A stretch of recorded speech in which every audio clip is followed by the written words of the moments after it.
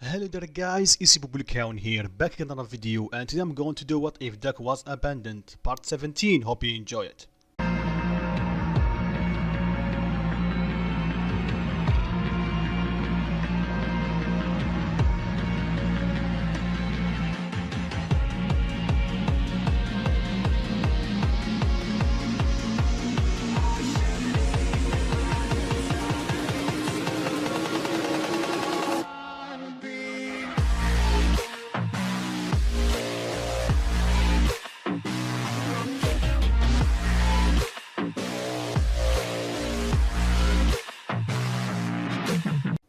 So like always, a small recap is needed, but if you somehow missed last part, click on I button right here. So last part we covered what happened in I Island, and for the first couple of days everything went normal. Deku and Nijiri went on their first date, and even though they were stopped for a few seconds by reporters, they are able to escape and avoid them for the rest of the day. After that they went to their room, and so how can I say this without getting demonetized or getting a strike? Screw it, they just did it. And you guys know what I mean. In the second day after the thing, while two of them are doing a tour of the island, they met up with Oraka, Jiro, and Momo. Then Kaminari and Mineta, and he told them that he's dating Nijire. After that he met Ida and Ingenium. Ingenium thanks Deku for saving him. Deku does the same. But unbeknownst to them, someone was watching them, All Might in his skinny form. And he was completely baffled about Deku's interaction with Ingenium. So after he caught and got Deku's attention, Deku walked up to him and asked him is he okay. Remember, Deku doesn't know about All Might's skinny form. So for him, he's just an old man that is coughing up blood. So after checking is he okay, and he pointed the direction where a hero station is, they part ways. And in this conversation, they interacted with Melissa. So that led to Deku introducing Melissa to the others, while making sure that he's introducing Nijire properly.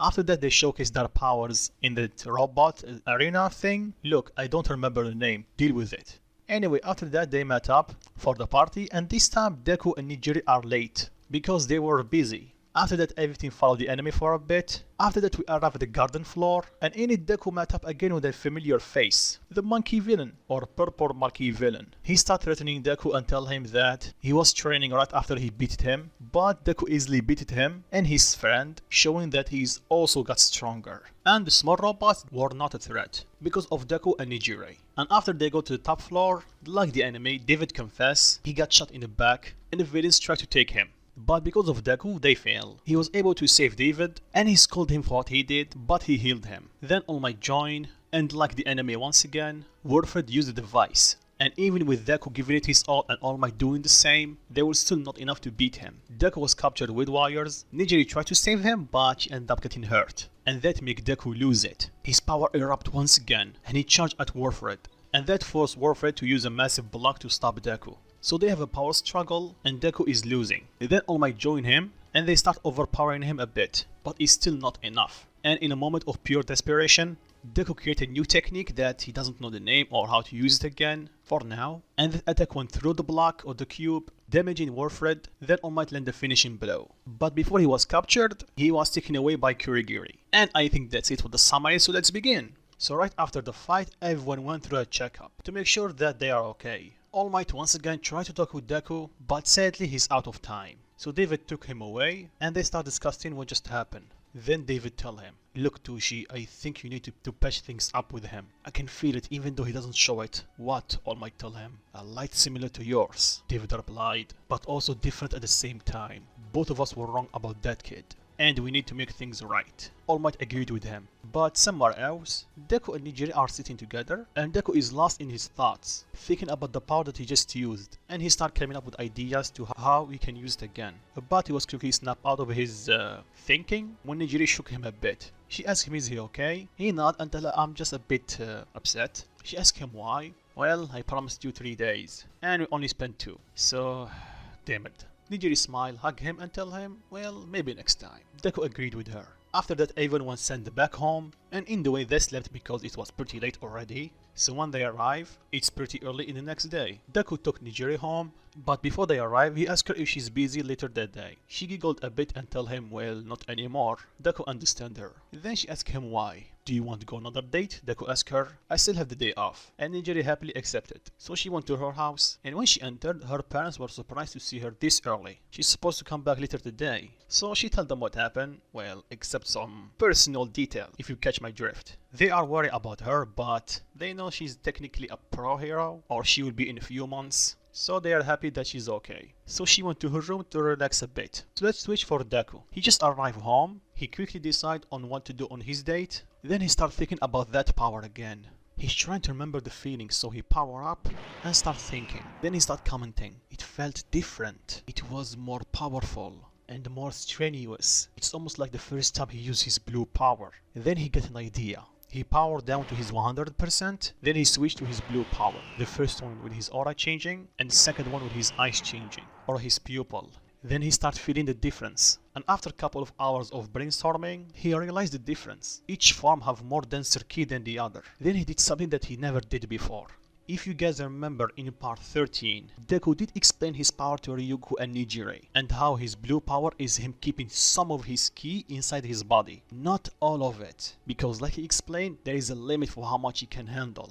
But in last part against Wilfred, he lost control, and like in part 4, he intentionally condensed his ki. But last part just condensed it even further. That's what caused the eye change. So he took a deep breath and started condensing more of his power. Then he started feeling pain throughout his body, and the more the power he condenses, the greater the pain is. Plus, like each time he powered up, his room started shaking a bit, so he quickly powered down and he healed himself. Then a small smirk crept on his face. I knew it. I am nowhere near my limits just yet. But the pain is a bit too much. I'm used to it, but I still don't like it. Finals are a month away. Let's see how much further I can push my body. But for now, he decided to rest. So fast forward a few hours and it's time for their date. Nijiri get ready, then she start heading out. Her mom stopped her and tell her where she is going. I'm going to meet up with Izuku. Izuku, her mom asked her, is he a new friend? Nijiri blush and tell her that he's not just a friend. And immediately both of her parents get serious. So I assume he's your boyfriend, right? Her dad asked her. She nods. Nijiri, you're sure about him? We don't want you to go through that again. Then she assured him that he's different. Well, we will trust your judgment. But at least we need to know him, or at the very least see him. For how long you two have been dating? For how long you two know each other? So Nijiri answered their questions. We know each other for almost 2 years, and we have been dating for almost 2 weeks. Then her mom realized something. So he's the one who invited you to go to Island, right? She's a bit embarrassed, but she nods. And you two only been dating for 2 weeks? And you guys already spent 2 days alone? Are you sure he's not using you? Nijiri got a bit upset. Sure, they are trying to protect her, but they are technically insulting Izuku in her face. No, he's not. I can feel it, he's different. So her mom apologized if she upset her, but they are only trying to look up for her. Plus they don't know this Izuku kid, so you cannot blame us. Then Nijiri told them, I think you guys already know him, or somewhat. Really? How? They asked her. He's the one who beat Stain and saved Ingenium, and that left them speechless. Wait, you mean that green hair boy? She nods. So first off, they are completely shook that their daughter is dating that kid. Second, they did see the video about him and All Might and his parents, basically what happened in the sport festival and the internship.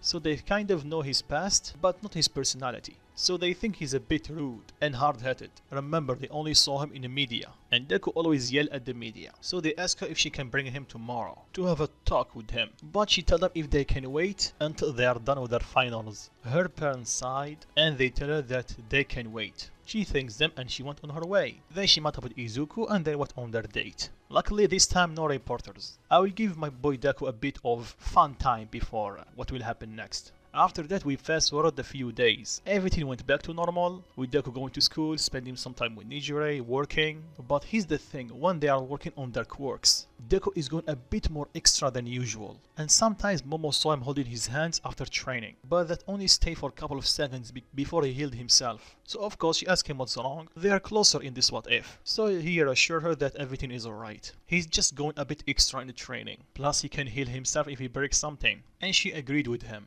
But she did make him promise that he will not go too crazy. Deku giggled. Then one day before lunch someone called for Deku. It's Shinso. He asked him if they can talk. Deku agreed. And after going to a place there is no one around, Deku asked him what does he need. Shinso replied, okay, I'm going straight to the point. The shadows that you fought in your internship were not just shadows. They are your nightmares, am I right? Deku's eyes widen. How did you know? Well, I did have some similar dreams a while back. They are not exactly like yours, but close enough. I see, Deku replied. So why did you drag me here? Just talk about this? Shinso tell him yes and this, and he give him a card. Deku looked at it and there is a number of a therapist. Therapist? Deku asked him. Shinso nodded. Talking to this guy did help me deal with those dreams. So I suggest that you go see him. And don't give me that BS that you can deal with it by yourself. You can't. I've been there. Deku did not utter a word. He just kept looking at the card. Then Shinso smirk and tell him, well, if you're not going to do it for yourself, do it for your girlfriend. How did you? Deku asked him. I am not as dense as your classmate. Fair enough, Deku replied. Look, Izuku, I know you think that this is a hassle, and I know your pain, or for a certain degree. I know compared to you I have it better. But you have to understand, as much as you're hurting, the people that were close to you, specifically your girlfriend, will also feel that pain. Deku stood silence, then he took a deep breath. Alright, I will give it a try. Hurting her is the last thing on my mind. Shinso giggled and told him, who would have thought that the guy that almost killed Bakugo have a soft spot?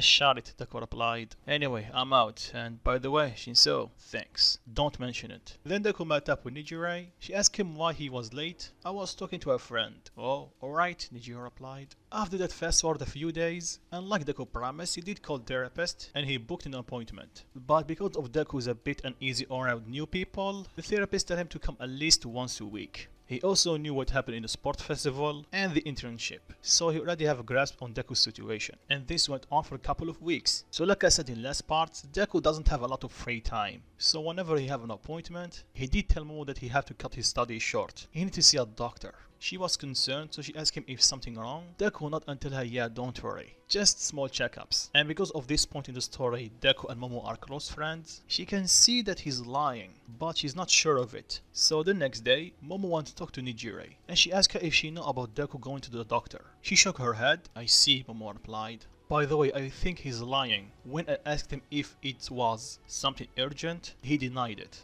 But I'm not sure of it. Nijiri thanks Momo for telling her, so at the end of the day, the both of them confronted Deku. Nijiri asked him about his doctor appointment, and she told him to not lie. Deku sighed and told them I'm seeing a therapist. Momo tell him, a therapist? For what? Deku looked at Nijiri and she immediately understand. But Momo started looking at them and tell them, what's going on here, guys?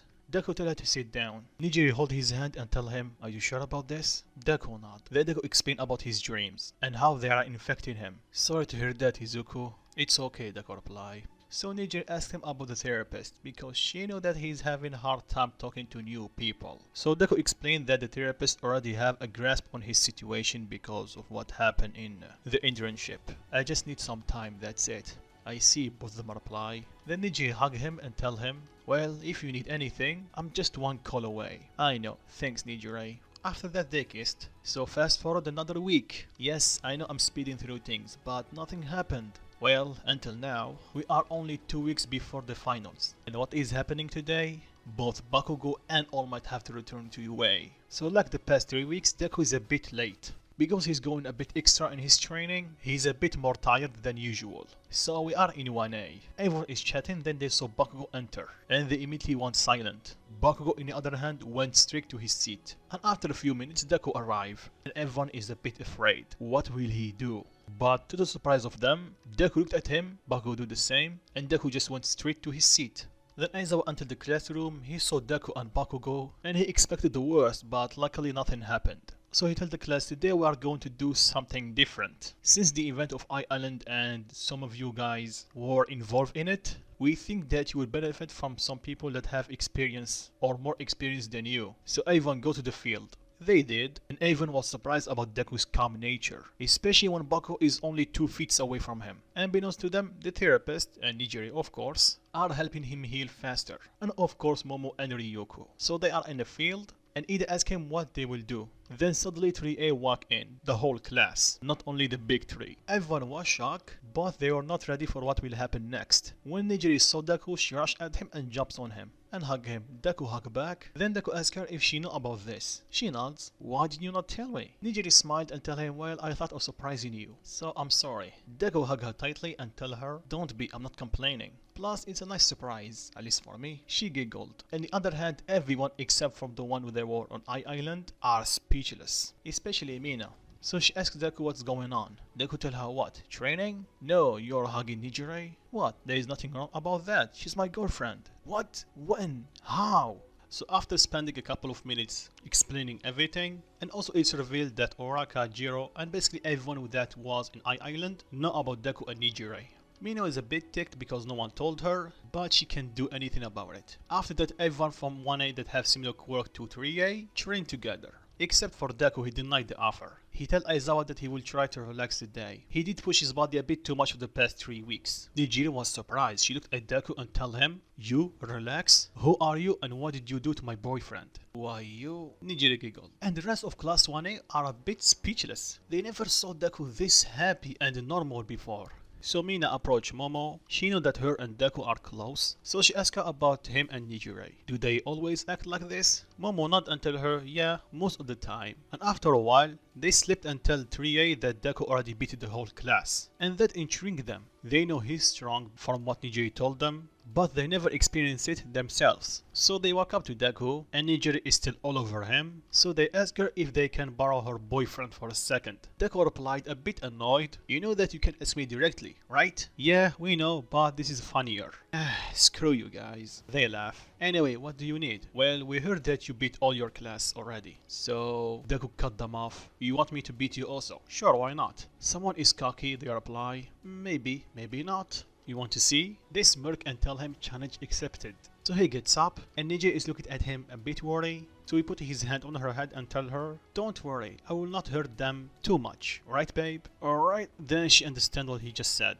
Babe, she replied, while blushing a bit. Deku smiled and tell her, well, I think it's about time, don't you? Nijiri hugged him tightly. Deku giggled and tell her, I will be right back. So everyone cleared the field. So they start discussing who should go first. But Deku interrupt them and tell them everyone at once. They were shocked. What? They asked him. Did I stutter? Deku replied. All of you at once. Well, if you want to have a chance. They start looking at each other. It's me or Izuku is a bit cocky than usual. Alright, don't blame us if you get hurt. Deku closed his eyes. Don't worry, I won't. He told them right before he powered up to 100%.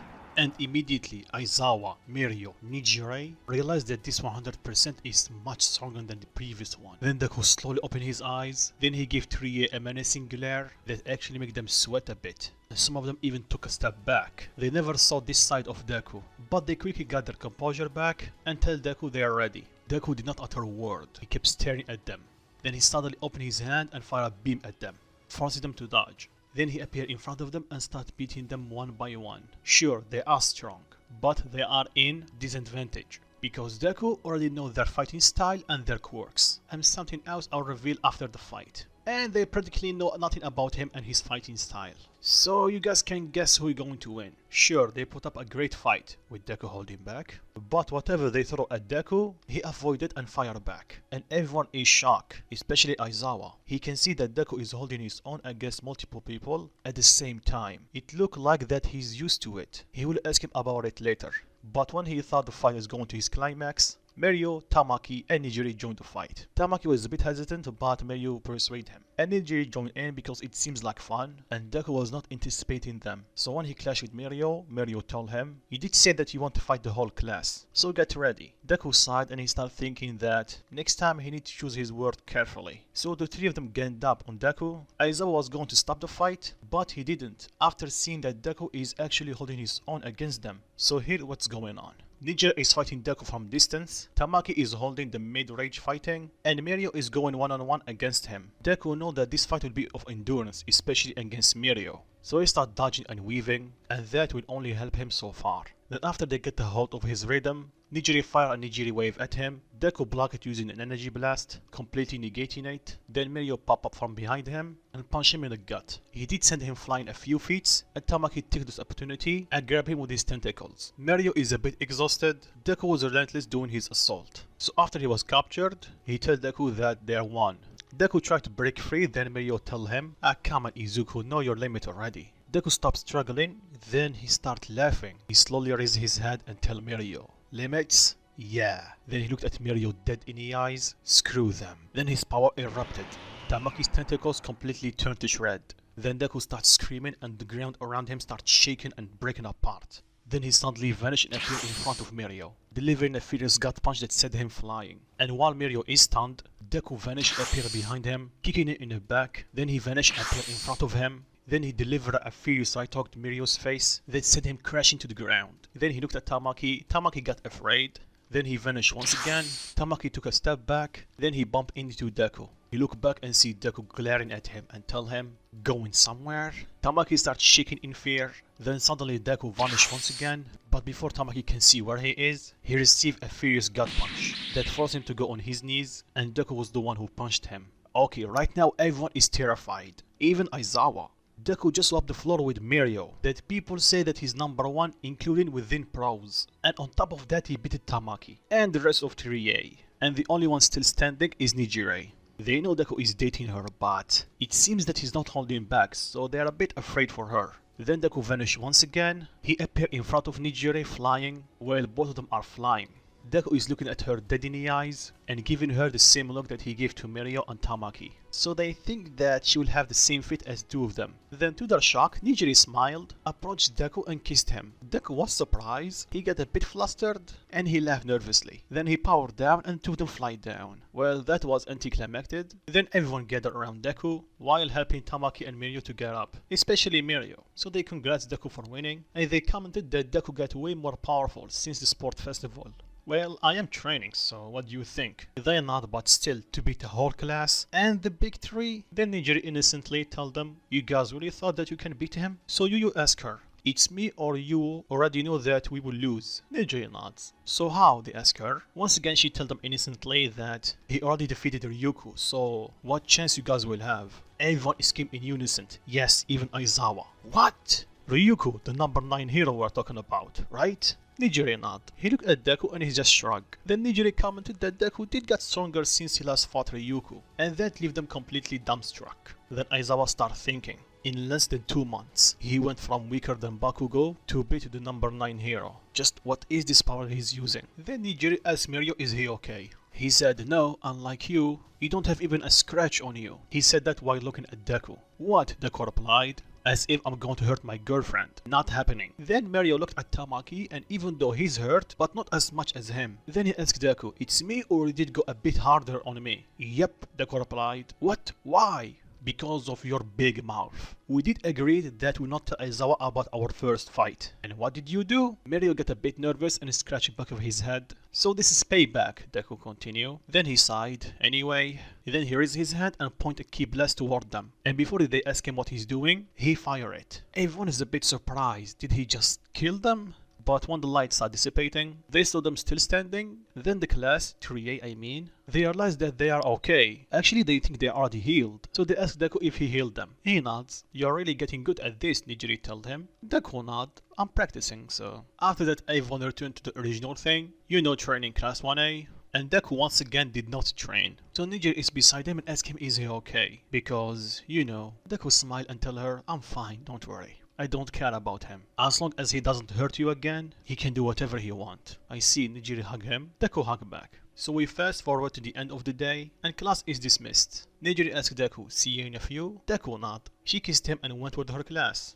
And the rest of class 1A, except, you know, and looking at Deku and give him a weird look. What? He asked them. Nothing, they reply. Didn't you tell us that you have no interest in girls? What? No, Deku reply. I told you that I don't have any interest in girls in our class. Oh, I see. Anyway, you ready, Momo? Deku asked her. She nods. So now we have one more time skip to the day of the finals. After they do the theory one, Deku got 5th place. Now it's time for the practical one. Nijiri wished Deku good luck, then he go with his class. And after they arrive at the arena, they saw that there is a lot of teachers. So they explained that their finals will be different from the others because of the recent events, aka the USJ attack and Island. So their finals will be 2 students against 1 teacher. So they go the teams, and they are exactly like the anime. So yes, Deku and Bakugo are in one team. And after they ask who is going to fight them, All Might reveal himself. And immediately everyone start thinking that this test is a bit unfair for Deku. One, he's going against All Might. Second, he's put with his bully, so they will never work together. So why exactly they are doing this test? Why didn't they change it? Well, it's simple. Because Nijiri revealed that Deku beat Ryuko, Aizawa realized that only All Might can fight Deku, especially after his display of power. And the reason he's teamed up with Bakugo is sort of forcing him to get in use of working with people that he doesn't like. So with that, let's go back to the story. Like the anime, All Might tried to play it tough and tell them that they're going to fight him. But when he looked at the Bakugo, he looked a bit defeated. The past 3 weeks actually affected him a lot. I know some of you guys will disagree, but you have to remember everyone have different way of telling a story, and this is mine. So after All Might tried to intimidate both of them, Deku let out a chuckle. Then he slightly removed his mask, revealing one eye and tell All Might, I think you have it backward. You're fighting me. Then he let out a bit of power to make sure they understand that he's not playing around. Then Oraka and Ida tell him that they are glad he's excited, but he's going against All Might. And he replied, Ida looked at him with a surprised Pikachu face. He's All Might, he's invincible. Well, maybe, but you have to know something. Everything have a weakness. Then he took a quick look to All Might's stomach, and All Might immediately understand. He knew about his injury. But does he know about his skinny form? He doesn't think so because he did talk to him normally in Island. But still, knowing about his weak spot will be a big problem for him. Anyway, after that, everyone started doing their own test, and they mostly stayed the same, except for Oraka and Momo. For Oraka's case, she doesn't have a crush on Deku. Plus, they are not as close as the anime. So I would say after holding for a bar for a long time, she slipped, forcing 13 to stop using her quirk, and they capture her. And for Momo, it's mostly stayed the same, except to remove the part where she's terrified. So they defeated Aizawa way quicker. So now we go to the finals, and the most important one, Deku and Bakugo versus All Might. Both of them start walking to the arena, not even looking at each other or uttering a word. Well, except Bakugo. He did look at Deku, but he didn't say anything. They start walking, then Deku saw from afar that All Might throws a punch. He jumps away, and luckily, sadly, Bakugo was able to see it and escape in time. Then All Might walk up to them and tell them, prepare yourself, heroes, your end is near. Deku chuckled. Is that supposed to be a threat? If so, it's weak. Weaker villain than you can do better. But anyway, you wanna fight? You get one. Then Deku charged at All Might and they start fighting. Deku did not go all out from the beginning. Even though he knows All Might's moves, he's not sure that he didn't create any new ones or change old ones. So he only used his blue power without the eyes changing. And to the shock of All Might, he's able to keep up with him. Then they have a power struggle. All Might is using 20% of One for All, so he's slightly stronger than Deku. So Deku tells himself screw it and he power up further. His pupil changed and he started overpowering All Might. And All Might is completely shook. 20% against a quirkless kid. And it's not enough. He couldn't help it but imagine him having One for All. So All Might starts using more of his power and he makes sure that he's equal to Deku. Please listen to me, young Izuku. I'm sorry for what I did to you. I didn't know, I rushed things. Then Deku shout, don't give me that BS. The thing about my parents have nothing to do with this. You mocked me for trying. I looked up to you, even though everyone pushed me away. When I saw you, I thought that maybe, just maybe, I can give it to being a hero another chance. But no, you grab my hope and slam it against the ground. And the only reason you are sorry right now, it's because I have power. More power than your precious student will ever have. But that's enough talking. Let's end this right here, right now. All Might. Then Deku starts screaming and he power up even further. His eyes change once again. They went from green to cyan. All Might is shocked. That power again. Remember, they still having their power struggle. Then Deku pull All Might toward him and he knee him in the stomach. All Might hold his stomach in pain. Then Deku put his hand together and hammer All Might. All Might was able to block it in time, but that gave him open to Deku kick him in the stomach once again. All Might start coughing up blood and he realized that he need to take this fight. Seriously. This kid is not messing around. So he get up and charge at Deku. The two of them clashed and they sent a powerful shockwave that pushed Bakugo away. Then they punch again and again. It's like All Might against the Numu from the original anime, except weaker. Everyone is impressed with Deku's power, but as the fight continues, All Might starts using more of his power, and Deku starts feeling the backlash of using too much power. And after a solid hit from All Might that sent Deku flying to the ground, All Might tells him to give up already, know your limits. Deku starts getting up, then he tells All Might, my limits, eh? So what if I'm close to them? Do I look like I care? Then Deku starts powering up. If it's me making my dream reality and protecting the one I care about, I will break through them. Then Deku charged at All Might, but right before he hit him, he stick his right hand and use a technique similar to the solar flare to blind All Might. Then he take this opportunity and uppercut All Might to the sky. Then he fly after him, and after landing a couple of more punches, he kick him to the ground, then he yell. He charged 2 dragon cannons in each hand, then he put them together. The blast started getting bigger in his hands. Then he started changing colors, from blue to red. Then Deku screamed one more time and let in his new blast. All Might feel that this blast is dangerous, so right before it hit him, he jumps up. And when the blast hit the ground, it completely erased, I'm not talking destroy, erase 1/3 of a city. Everyone is speechless, even Deku. He didn't expect that this blast will be this strong. Then he was interrupted when he started grabbing his hands in pain. This power have way too much backlash for him. So he fly down and quickly heal his hands. Then he started telling himself, this is the first time I launched that big of an attack. I think that was my limit because after that attack, I'm pretty much useless until I heal. I need to work on that. Then he locked eyes with All Might. All Might's a bit afraid and shocked. And he started thinking, young Izuku, what's that power? He completely erased that part of a city. I need to end this fight right now.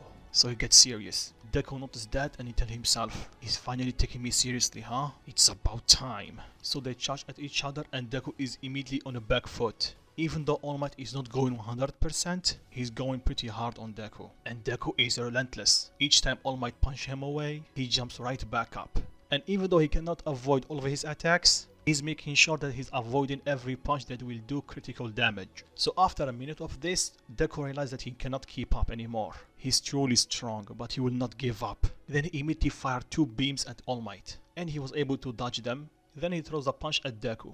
Deku was able to dodge it. Then he fired 3 more beams at All Might, and All Might was able to avoid all of them. Then he rushed at Deku and gut punched him, and that made him throw up a bit, and he was sent flying. Then Deku slowly started getting up. His body is shaking from both All Might's attacks and the backlash of his power. But he will not give up. He's slowly getting up. He put both of his hands together and started charging another red beam. All Might saw that and he charged at him to stop him. Then suddenly 2 beams come from nowhere and hitting All Might, pushing him away from Deku. All Might is wondering where those blasts come from, but his string of thoughts was cut with Deku suddenly appearing in front of him, red beam in his hands. All Might trying to jump away from the attack, and the second he did, he got hit with 3 beams in the back, pushing him in front of Deku. Then All Might realized those attacks are Deku's previous attacks, the one that he dodged it, so Deku was not aiming for him, at least not yet. This kid is on a whole other level.